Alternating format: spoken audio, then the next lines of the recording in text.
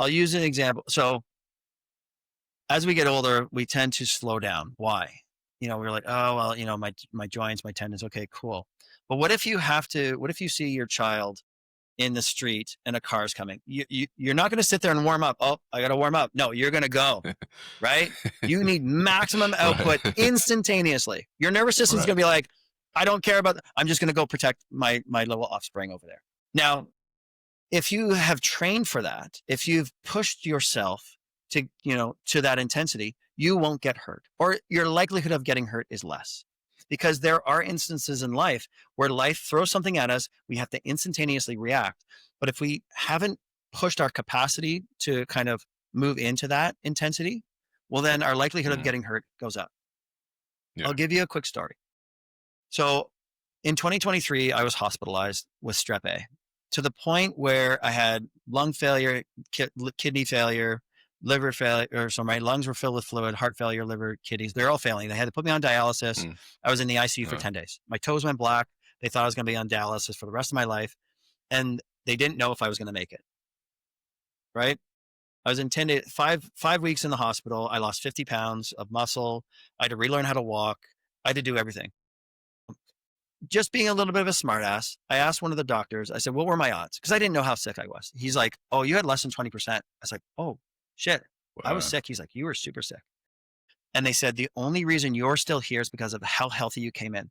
So that resilience that I built up in my body over 40 plus years of nutrition, resistance training, cold plunges, like all the stuff, right? Sleep. I built that capacity to resist dying. And 4 other people, same age as I am, they were in this hospital at the same time with the same condition. They didn't make it. I was one of 5. I was one of 5 that survived. And most people don't survive invasive strep A because I went septic. I had toxic shock. Most people don't survive. And it made me realize that, all the work I've been putting in saved my life because I had that capacity to resist that stress of the illness, that my body could fight it off and come out on the other side relatively unscathed. So I use that story to emphasize to people, I'm like, you never know what life is going to throw at you, but it's always good to have that reserve of strength, to have that reserve of cardiovascular fitness, to have that reserve of managing stress. Because if life throws something at you that's stressful and you can't manage it, you don't come out on the other side very well. Right. Yeah. Okay.